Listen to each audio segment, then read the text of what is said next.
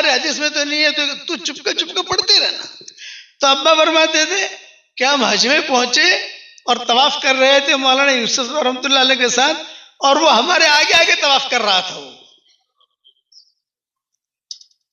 وہ جو تھا وہ ہمارے آگے آگے طواف کر رہا تھا۔ ارے میں نے کہا بھائی نصرت رحمۃ اللہ بھائی تم یہاں کیسے آ گئے؟ بولے لبیک اللہم لبیک، ہر فرض نماز کے بعد پڑھتا ہوں اور روزانہ دعوت دیتا تھا، تو اللہ نے انتظام کر دیا، کرنے والا تو اللہ ہے نا۔ تو ابا یہ قصہ بھی سناتے تھے ساتھ میں، اس لیے مجھے یہ قصہ یاد آ گیا کہ بہت میرے پیچھے رہتا تھا، مسافر خانے میں کام ہوتا تھا حجیوں کا، والد صاحب رحمۃ اللہ علیہ کے وہاں بیانات ہوتے تھے۔ جو نئی نسل ہے انہوں نے تو ابا کو دیکھا نہیں، لیکن جو پرانی جو بڑے لوگ ہیں انہوں نے ابا کے بیانات مجموع کے اندر ادھر ادھر بہت سنے، ساتھ میں رہے بھی ہیں نظام الدین مرکز میں۔ تو ابا کہتے تھے کوئی میرے پاس آوے تو میں نے کہا تجھے حج کرنا ہے؟ بولے ہاں مول صاحب حج کرنا ہے۔ تو روزانہ لوگوں کو حج کی دعوت دے، جس عمل میں ہماری کوتاہی ہو اس عمل کی دعوت دو، اس عمل کو اللہ مضبوط کر دے گا ہمارے لیے۔ نماز میں ہماری کوتاہی ہے، یہ کوتاہی ہے نماز میں، تو کیا کریں؟ یہ کہ نماز کی دعوت دو اور نماز پڑھنے کی کوشش کرو، نماز کی دعوت دو تو آپ کی نماز مضبوط ہو جائے گی۔ مولانا یوسف صاحب رحمۃ اللہ علیہ فرماتے تھے گشت کی کوتاہی ہے کہ گشت ہوتا نہیں ہے، تو چلو نہیں ہوتا، چلو کوئی فرض نہیں ہے تم نہیں کرتے، لیکن دعوت تو دو، تو اللہ تمہیں گشت کرنے کی توفیق بھی دے دے گا۔ چلے بھی نہیں جاتے ہم، کوتاہی ہو رہی ہے بھئی تم دعوت تو دو، کسی کو کہو تو صحیح، وہ اللہ تعالیٰ پھر اس کا اسباب بنائے گا، اور کیسے اسباب بنائے گا ہم نہیں سوچ سکتے۔ واللہ غالب علی امرہ ولکن اکثر الناس لا یعلمون۔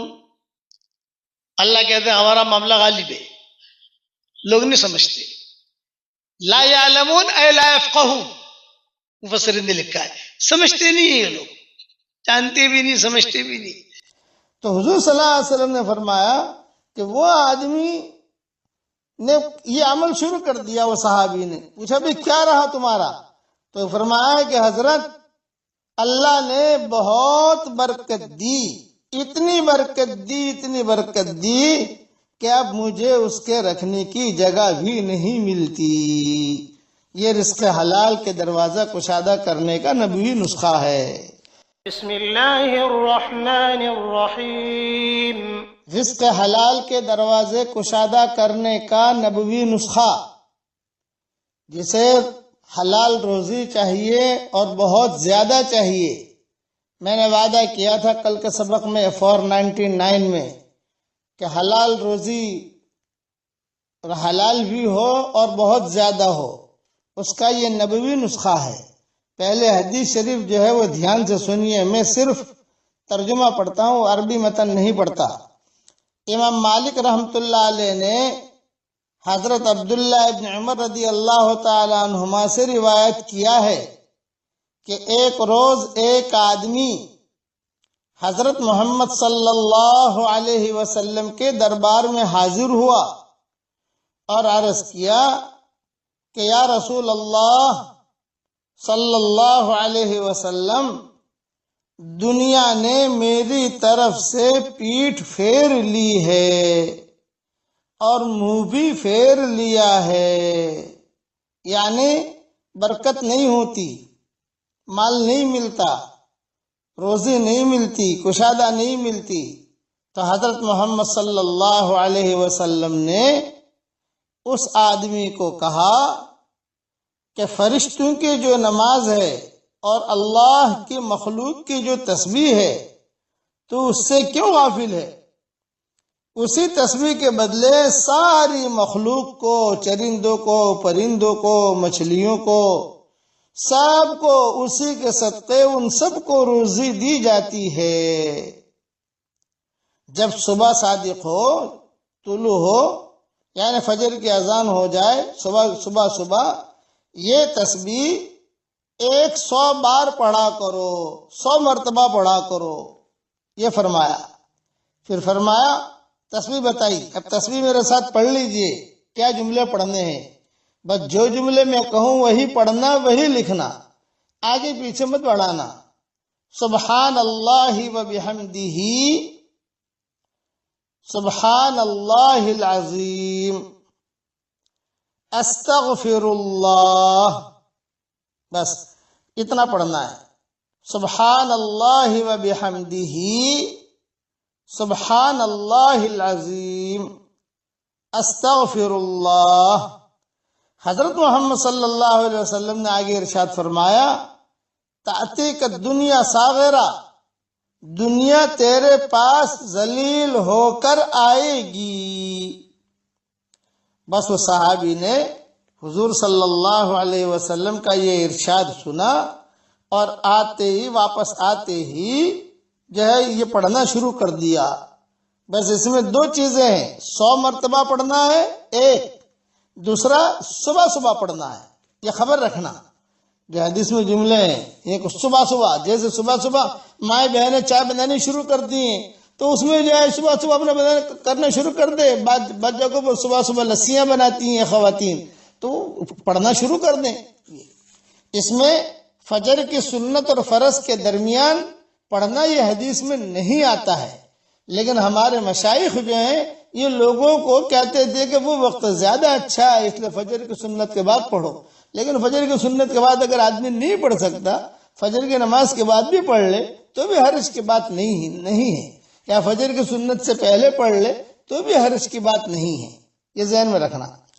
تو حضور صلی اللہ علیہ وسلم نے فرمایا کہ وہ آدمی نے یہ عمل شروع کر دیا، وہ صحابی نے جب واپس آیا پوچھا بھی کیا رہا تمہارا، تو فرمایا کہ حضرت اللہ نے بہت برکت دی، اتنی برکت دی کہ اب مجھے اس کے رکھنے کی جگہ بھی نہیں ملتی۔ یہ رزق حلال کے دروازہ کشادہ کرنے کا نبوی نسخہ ہے۔ یہ میں نے میری کتاب مومن کے ہتھیار میں بھی لکھ دیا ہے، وہاں بھی دیکھ لیں، اور اوپر کی کتابوں کے حوالے بھی وہاں دیکھ لیں۔ اس لیے یہ رزق حلال کے دروازے کشادہ کرنے کا ادھر ادھر کی چیزوں میں پریشان ہوتے ہو، صبح صبح سبحان اللہ و بحمدہ، سبحان اللہ العظیم، استغفر اللہ، سبحان اللہ و بحمدہ، سبحان اللہ العظیم، استغفر اللہ، بس اتنا پڑھنا ہے۔ اللہ تعالی ہم سب کے لیے حلال مال و منال کے دروازے کشادہ فرمائے، اور اللہ تعالی حرام اور مشتبہ روزی سے ہم سب کی اللہ تعالی پوری حفاظت فرمائے۔ اللہ تعالی ہم سب کو عمل کرنے کی توفیق عطا فرمائے، آمین آمین۔ والسلام علیکم ورحمۃ اللہ وبرکاتہ، وآخر دعوانا ان الحمد للہ رب العالمین۔ اللهم صل على محمد وعلى آل محمد كما صليت على إبراهيم وعلى آل إبراهيم إنك حميد مجيد. اللهم لك الحمد كله ولك المن كله، لك الشكر كله ولك الملك كله، لك الخلق كله ولك الفضل كله، وإليك يرجع الأمر كله، وإليك يصعد الكلم الطيب كله. اللهم لك الحمد بالإسلام، لك الحمد بالإيمان، لك الحمد بالقرآن، لك الحمد حتى ترضى، لك الحمد حمدا حمدا، لك الشكر شكرا شكرا، لك الحمد حمدا حمدا، لك الشكر شكرا شكرا۔ اے اللہ ہمارے گناہوں کو معاف فرما، اے اللہ ہمارے خطاؤں سے درگزر فرما، اے اللہ یہ مسجد سبحان کو قبول فرما، ان کی اسکولوں کو قبول فرما، ان کی محنتوں کو قبول فرما، جتنی مائیں بہنیں بیٹیاں جمع ہوئی ہیں ان سب کو قبول فرما، ان کے شوہروں کو قبول فرما، ان کے پوتوں کو قبول فرما، جتنے مرد جمع ہوئے ہیں ان کی بیویوں کو قبول فرما، اچانک کا خیر ہمیں نصیب فرما، اچانک کے شر سے تو ہماری حفاظت کرنا۔ اے اللہ دونوں جہاں کی سرخروئی کا معاملہ فرما، جس کرم سے آپ نے ہمیں مسجد سبحان میں جمع کیا ہے اسی کرم سے جنت الفردوس میں ہماری قیامت تک کے آنے والی نسلوں کے ساتھ تو ہم سب کو جمع فرما دے۔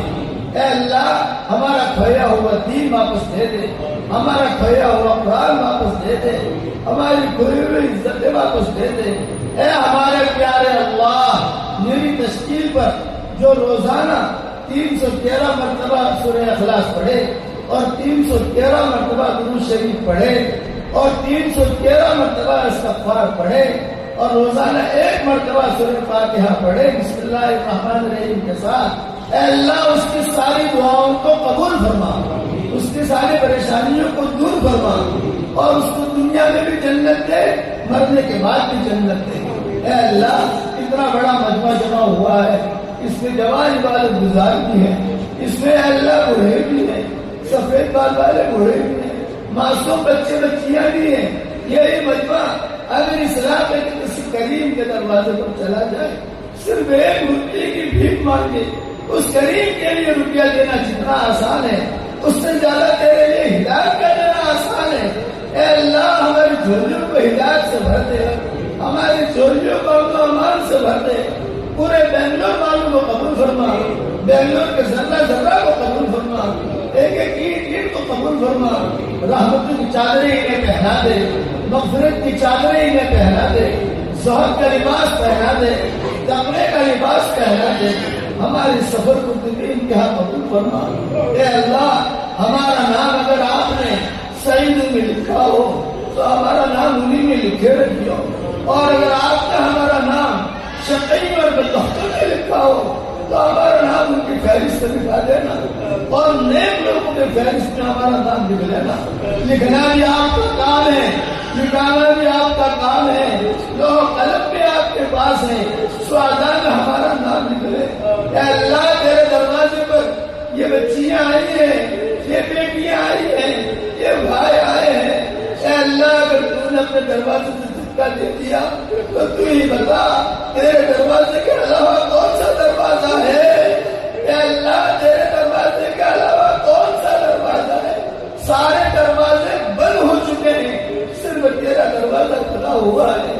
اے اللہ ہم محروم نہ فرما، لا تجعلنا شقیا ولا محروما، اے اللہ ہم شقی مت بنا، ہمیں محروم مت بنا۔ ان بیٹیوں کو قبول فرما، ان بچیوں کو قبول فرما، ان کے شوہروں کو قبول فرما، پوتے پوتیوں کو قبول فرما، نواز نواسی کو قبول فرما۔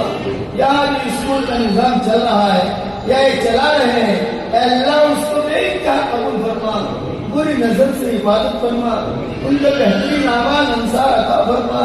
اے اللہ ہمیں مانگنا نہیں آتا مگر تجھے دینا تو آتا ہے، اپنے کرم سے ہمیں عطا فرما دے۔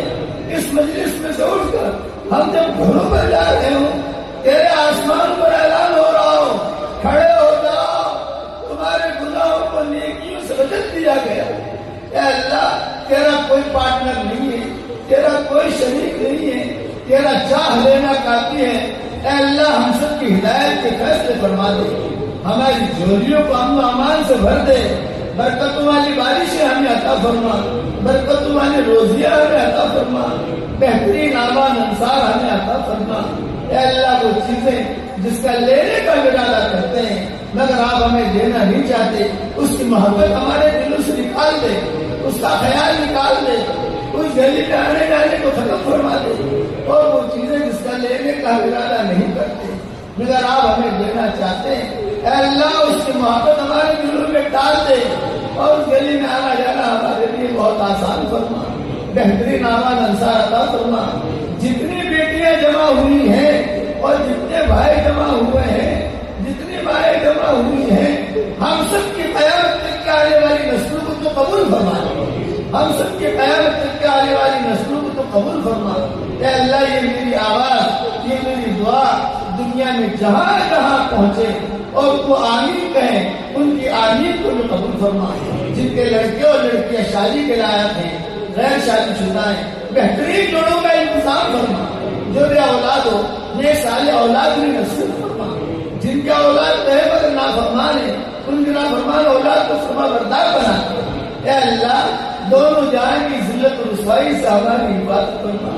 ایک دن آئے گا ہم دنیا سے رخصت ہو جائیں گے، آج دوسروں کی موت کی خبریں ہمارے کانوں تک پہنچتی ہے، ایک دن ہماری موت کی خبر دوسروں کے کانوں تک پہنچے گی۔ کوئی پانی گرم کر رہا ہوگا، کوئی نہلا رہا ہوگا، کوئی کفن تیار کر رہا ہوگا، کوئی مشکل رنگ لگا رہا ہوگا۔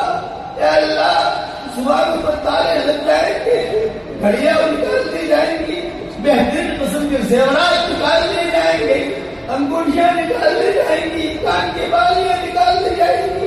محبت کے دعویٰ کرنے والے کچھ مٹھیاں ہڈیاں بھی پیش کریں گے اور ایک جملہ کہیں گے، قبر تک آپ کا اکرام کر لیا، آگے آپ کے اعمال جانے، قبر تک آپ کو عزت دے دی، آگے آپ کے اعمال جانے۔ اے اللہ تو اس وقت ہمارا معین مددگار بن جا، ہمارا معین مددگار بن جا۔ بھٹکے ہوئے آہو کو پھر سوئی حرم لے چل، اس بھٹکی ہوئی امت کی مسجد والا بنا دے، پھر اعمال والا بنا دے، پھر اخلاق والا بنا دے۔ بھٹکے ہوئے آہو کو پھر سوئی حرم لے چل، اے اللہ اس امت کو پھر مسجد والا بنا دے۔ اے اللہ اس امت کے ہاتھ پر کرم کا رحم کا بدل کا معاملہ فرما۔ تیرے محبوب کی امت ہے، تیرے محبوب نے بہت آنسو بہائے ہیں، ان آنسو کی لاج رکھ کر اس امت کی کشتی کو کنارے لگا دے۔ اے اللہ بھور میں پھنسی ہوئی ہے کشتیاں، کنارہ بہت دور ہے، تو ہی بچانے والا ہے، تو ہی کرم کرنے والا ہے۔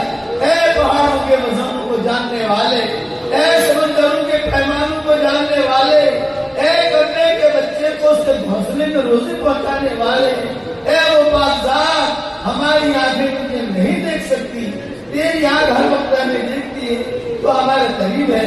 اے اللہ امت کی اجتماعی اور انفرادی پریشانیوں کو دور فرما دے، امت کی اجتماعی اور انفرادی پریشانیوں کو دور فرما دے۔ اے اللہ جس نے بھی مجھے دعاؤں کے لیے کہا ہو، دعاؤں کے لیے خطوط میں لکھا ہو، جن کا ہم پر کسی قسم کا حق پر احسان ہو، یا جو مجھے اپنی دعاؤں میں یاد کرتے رہتے ہوں، یا مائیں بہن مجھے اپنی دعاؤں میں یاد کرتی رہتی ہوں، یا یہ دعاؤں کے لیے کہنا چاہتے تھے مگر کہہ نہیں سکے ہیں، اللہ ان کی اور ہماری ساری جائز مرادوں کو پوری فرما کر اس میں خیر کی شکلیں اور صورتیں پیدا فرما، اور اپنے فضل و کرم سے ہماری دعاؤں کو قبول فرما۔ سبحان ربنا رب العزت عما یصفون وسلام علی المرسلین والحمد للہ رب العالمین۔ لا ثبوت بھائی تو سید گھرانے کی کیا ثبوت ہے؟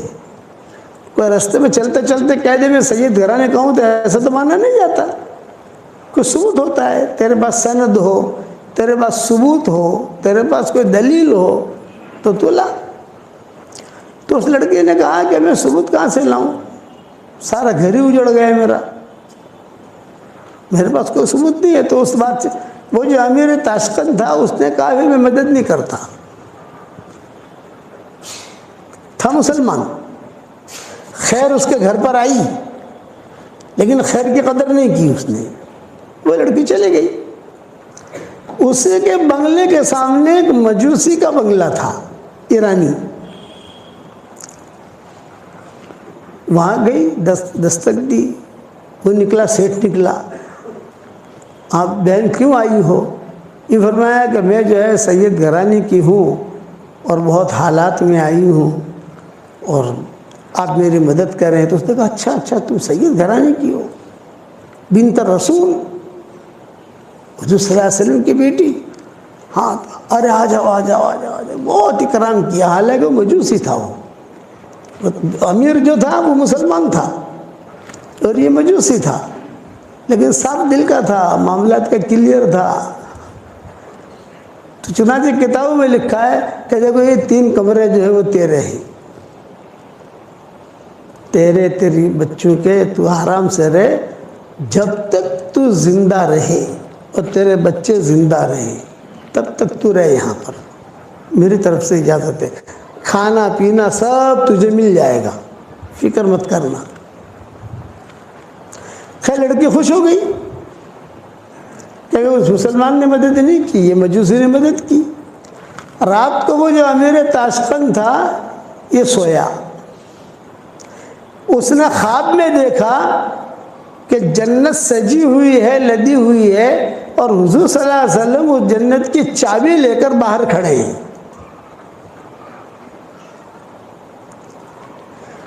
تو یہ امیر تاشقند جو مسلمان تھے گئے، کہا السلام علیکم یا رسول اللہ، آپ نے کہا وعلیکم السلام، تو یہ چابی کس کی ہے جنت کی؟ تو آپ نے کہا مومن کی ہے، مومن کی۔ تو اس نے کہا میں بھی مومن ہوں۔ تو آپ نے کہا اچھا تو مومن ہے، دلیل لا، ثبوت لا، ثبوت، سند، کیا دلیل ہے کہ تو مومن ہے؟ جب آپ نے اتنا جملہ کہا خواب میں کہ تم دلیل لا، ثبوت لا، سند لا، وہ سمجھ گیا۔ پھر حضور صلی اللہ علیہ وسلم نے ڈانٹا اس کو خواب میں، میری بیٹی تیرے پاس آئی تھی اور کہا میں سید گھرانے کی ہوں، اور تو نے دلیل مانگی، ثبوت مانگا، سند مانگی، اور تو نے اس کی مدد نہیں کی، تو میں تجھے چابی کیسے دوں؟ تو مومن ہے، دلیل لا۔ خیر وہ حضور نے جب ڈانٹا تو وہ گھبرا کر کھڑا ہو گیا، خواب اس کا پورا ہو گیا۔ اسے پتا تھا کہ یہ لڑکی گئی ہے مجوسی کے یہاں، سیدھا گیا یہ مجوسی کے یہاں اور کہا آنا الملک، میں بادشاہ ہوں، یعنی یہاں کا امیر تو میں ہوں، وہ لڑکی جو تمہارے پاس آئی ہے وہاں، یہی بات کہی، یعنی ہماری سنا ہی نہیں، وہ تو بڑے آدمی ہیں۔ تو ساتھیوں نے کہا جو تم نے بات کہی ہے وہی بات تقی صاحب نے فلاں جگہ کہی۔ ایک چیز دیکھی میں نے وہاں کہ دل بہت صاف، اس لیے میرا یہ جملہ گھر جا کر بھی تھوڑا سا سوچنا کہ مولوی صاحب نے کیا کہا۔ یہ ہر کام آسان ہے، دل کو صاف رکھنا مشکل ہے، اور اللہ کی جو مدد آتی ہے وہ دل کی صفائی کے ساتھ آتی ہے۔ انما یتقبل اللہ من المتقین، دل صاف ہوگا تو خیر سلام کریں گی آپ کو، جیسے مجوسی کو بھی اللہ نے ہدایت دے دی، دل صاف تھا اس کا، ہدایت مل گئی اس کو۔ اور جو مسلمان تھا بادشاہ، اور جس کا تعلق بھی بڑے بڑے لوگوں سے، لیکن دل میں کچرا بھرا ہوا تھا، تو اللہ نے اسے محروم کر دیا۔ پوری سیرت میں آپ کو یہ قصے ملیں گے، پوری سیرت میں۔ طفیل ابن عمرو الدوسی تھے، ان کا دل بہت صاف تھا، بہت بڑے شاعر تھے، قبیلے بنی دوس، حضرت ابو ہریرہ اسی قبیلے کے تھے رضی اللہ تعالی عنہ۔ یہ جب مکہ مکرمہ آئے تو مکہ مکرمہ یہ آئے حضور صلی اللہ علیہ وسلم سے ملنے نہیں آئے تھے، جیسے مشرکین مکہ آتے تھے مکہ مکرمہ عمرے کے لیے آتے تھے، طواف کرتے تھے، شرابیں پیتے تھے، اور آ کر وہاں زمزم کا پانی پیتے تھے، اپنے اعتبار سے دعائیں مانگتے تھے، پھر چلے جاتے تھے۔ وہ اس اعتبار سے آئے تھے طفیل بن عمرو الدوسی۔ تو مشرکین مکہ کو پتہ چلا کہ طفیل آئے ہیں، طفیل آئے ہیں، بہت ہمارے علامہ اقبال کیسے معروف ہیں کہ علامہ اقبال کے اشعار، علامہ اقبال، ویسے ہی طفیل بن عمرو الدوسی تھے، عربوں میں اچھے اچھے اشعار پڑھتے تھے، تو لوگ جو ہے وہ جھوم جاتے تھے، بڑے بڑے اچھے اشعار پڑھے، بہت اچھے اشعار پڑھے، اور پڑھو اور پڑھو اور پڑھو۔ یہ طفیل بن عمرو الدوسی، دل کے صاف، دل میں کوئی کچرا نہیں۔ یہ جب مکہ مکرمہ پہنچے تو مشرکین مکہ نے دیکھا کہ طفیل آئے، طفیل اتنا بڑا آدمی آیا ہے، بہت لبیب، ان کو کہتے تھے طفیل بن عمرو الدوسی کان شاعرا کان لبیبا، یہ ان کا نام تھا، کان شاعرا کان لبیبا۔ لبیب کا مطلب یہ بہت زیادہ عقل مند، معمولی اشارہ بھی سمجھ لے۔ تو مشرکین مکہ نے ان کو گھیر لیا اور گھیر کر یوں کہا کہ طفیل تم یہاں مکہ میں آئے ہو، لیکن تمہیں پتہ چلنا چاہیے ایک آدمی ہے جس کا نام محمد احمد ہے، وہ اپنے آپ کو کہتا ہے میں اللہ کا نبی ہوں، تو تم جو ہے اس کی بات مت سننا، اس کی بات میں اتنا جادو ہے کہ تمہارے شہر میں جادو نہیں ہے، تم جو اشعار پڑھتے ہو اشعار میں جادو نہیں ہے، بس اس کی بات تمہارے کان میں نہ پڑے۔ خوفنی، حدیثوں کو جملہ خوفنی، ڈرایا مجھے، بہت ڈرایا بہت ڈرایا، اور میں ڈر بھی گیا۔ انسان جو ہے یہ تو کمزور ہے نا، کسی چیز کے بارے میں کچھ کہو، یہ کہو بکری کو دیکھنا مت، بکری کو دیکھنا مت، اتنی بات تم چلاؤ تو لوگ یہ واقعہ دیکھنا چھوڑ دیں گے اس کو۔ انسان اثر لیتا ہے، جنات اثر نہیں لیتا۔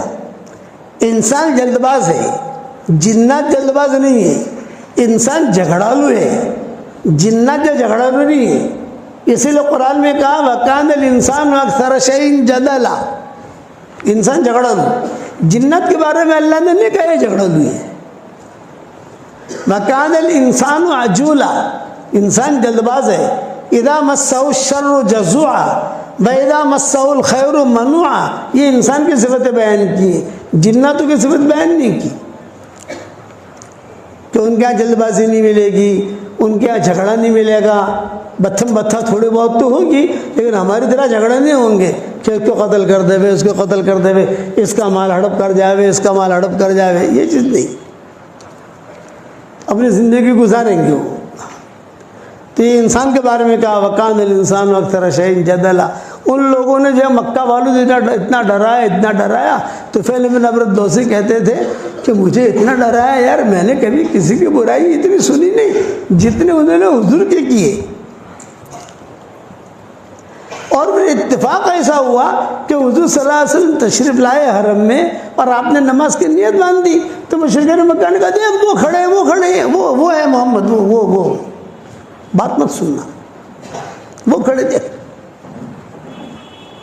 اب میں اتنا ڈرا، میں نے کہا مجھے روئی لا کر دو، کہیں سے روئی، طواف کرنا ہے، تو طواف کرنا ہے تو مجھے جو ان کی تم لوگوں نے ڈرایا ہے کہ اس کے بعد تیرے کان میں نہیں پڑے، تیرے کان میں اگر اس کی بات پڑ گئی یا اس کی کوئی آواز پڑ گئی تو گیا۔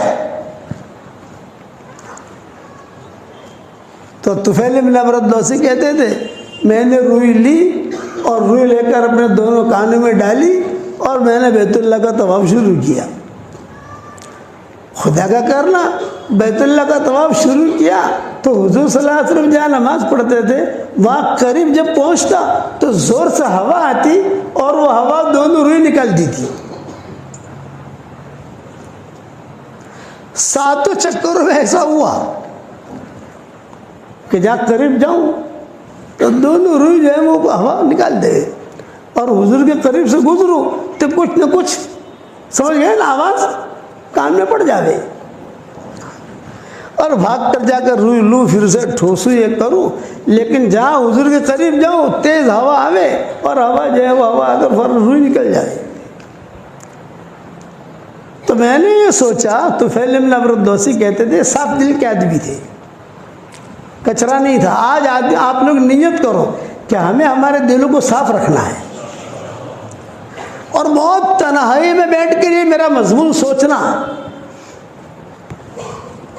کہ پیدل جماعت میں وقت لگانا بھی آسان ہے اور پیر کے پاس جانا بھی آسان ہے، مرید بننا بھی آسان ہے، مرید بنانا بھی آسان ہے، قرآن پڑھنا بھی آسان ہے، پیدل حج کرنا بھی آسان ہے، زکوٰۃ نکالنا بھی آسان ہے، لیکن دل کو صاف رکھنا یہ کڑا امتحان ہے،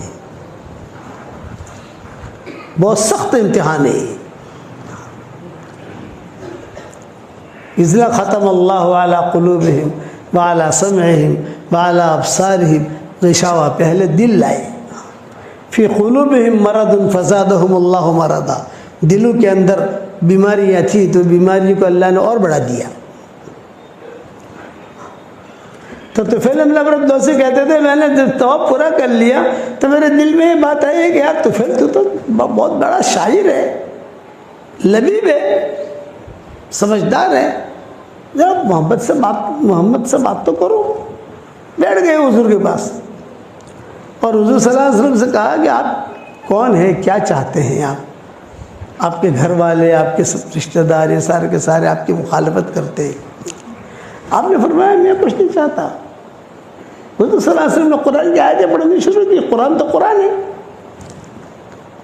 قرآن ایسا کلام ہے کہ جس کا دل صاف ہوگا تو ڈائریکٹ دل پر اثر کرے گا، اور جس کے دل میں کچرا ہوگا وہ اس کا دل اثر کرے گا ہی نہیں۔ قرآن کا کوئی اثر نہیں ہوگا اس پر۔ اسی لیے حضور صلی اللہ علیہ وسلم دعا مانگتے تھے کہ اللہم طہر قلبی من النفاق، اے اللہ میرے دل کو تو پاک کر نفاق سے۔ اور نبی منافق ہو سکتا ہے بھائی؟ حضور دعا مانگتے تھے کہ اللہم طہر قلبی من النفاق، اللہم انی اسألک قلبا سلیما۔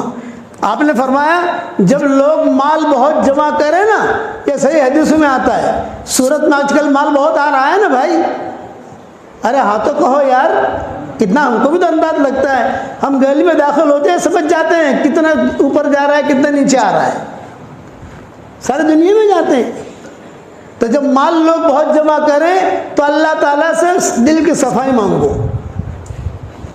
اللہم انی اسألک قلبا سلیما، لمبی حدیث ہے، اس کا ایک ٹکڑا میں نے کہہ دیا کہ اللہم انی اسألک قلبا سلیما، الا من اتى اللہ بقلب سلیم، قرآن میں اذ جاء ربہ بقلب سلیم۔ تو یہ طفیل بن عمرو الدوسی جو تھے یہ قلب سلیم والے تھے، حضور صلی اللہ علیہ وسلم نے کچھ نہیں کہا، حضور نے قرآن کی آیتیں پڑھی، بس جہاں حضور نے قرآن کی آیتیں پڑھی تو پہلے یوں دیکھتے تھے حضور کو، اور وہ جو ہے حضور قرآن کی آیت پڑھتے گئے آہستہ آہستہ آہستہ آہستہ، ان کی نگاہیں نیچے ہوتی گئی۔ یہ پہلے پاؤں پھیلا کر بیٹھے تھے، بعد میں پاؤں جو ہے سکڑ لیے، قرآن ہے۔ تو حضور صلی اللہ علیہ وسلم سے پوچھا تھا آپ چاہتے کیا؟ میں کہتا ہوں مسلمان ہو جائے، کامیاب ہو جائے گا تو، یہ کہاں چکروں میں پڑھا ہے اس کے، تو مجھے کیا کرنا پڑے گا؟ یہ فرمایا کہ تم کلمہ پڑھ لے، مجھے اللہ کا نبی مان لے، مسلمان ہو گئے وہ۔ وہاں مشرکین مکہ دیکھ رہے تھے، وہ کہہ رہے تھے کہ ارے یار یہ بھی جو ہے نا اس کے باتوں میں آ گیا، یہ باتیں کر رہا ہے، اب ہاتھ ہلنے بند ہو گئے ہیں، پاؤں بھی سکڑنے لگے ہیں، اور آنکھیں بھی، نظریں بھی جو ہے نیچے ہونے لگی ہے، مانو نہ مانو یہ مسلمان ہو گیا۔ اچھا یہ معالج بھی تھے، علاج بھی کرتے تھے، جنات وغیرہ کا علاج، جنات ہو، جادو ہو، یہ تو شروع سے چلا آ رہا ہے نا، جنات، جادو، تو یہ علاج بھی تھے، وہ علاج بھی کرتے تھے۔ تو مشرکین مکہ نے کہا تھا ان کو کہ دیکھو ذرا دماغ ابن ثعلبہ کو بھی کہا تھا، دماغ کو بھی کہا تھا، ان کو بھی کہا تھا کہ دیکھو تم جاؤ، تو اس کی بات مت ماننا، ایسا لگ رہا ہے کہ محمد پر جادو ہو گیا ہے، کسی کو نظر لگ گئی ہے، تو ذرا علاج بھی کر دینا۔ تو انہوں نے کہا ٹھیک ہے میں علاج کر لوں گا، بے فکر رہو۔ اب جب حضور صلی اللہ علیہ وسلم گھر میں گئے تھے، پیچھے پیچھے گھر تک چھوڑنے گئے، وہاں ساری ٹولی دیکھ رہی تھی، یہ تو حضور کے ساتھ جا رہے ہیں، اور حضور صلی اللہ علیہ وسلم گھر میں چلے گئے۔ گھر میں جانے سے پہلے انہوں نے کہا طفیل بن عمرو الدوسی نے کہ حضرت میں میری قوم کا بڑا ہوں، اور ساری قوم جو ہے یہ مجھے اپنا بڑا مانتی ہے۔ ابو ہریرہ جو تھے اسی قبیلے کے تھے، قبیلے بنے دوست کے تھے ابو ہریرہ، بعد میں مسلمان ہوئے ہیں۔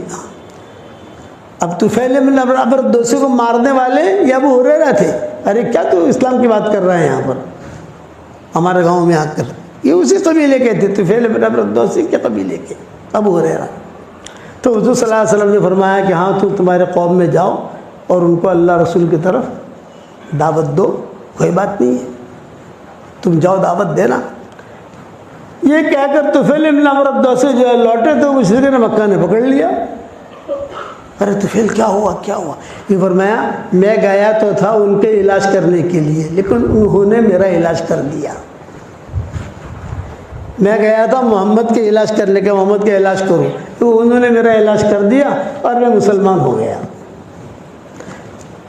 تو مکہ والوں نے کیا کہا؟ کہا ہمارا تمہارا کوئی جوڑ نہیں، کوئی بات نہیں، تم سے دوست رکھنے کا مجھے کوئی فائدہ بھی نہیں ہے، یعنی مجھے تمہاری ضرورت بھی نہیں ہے، کوئی مسئلہ نہیں ہے۔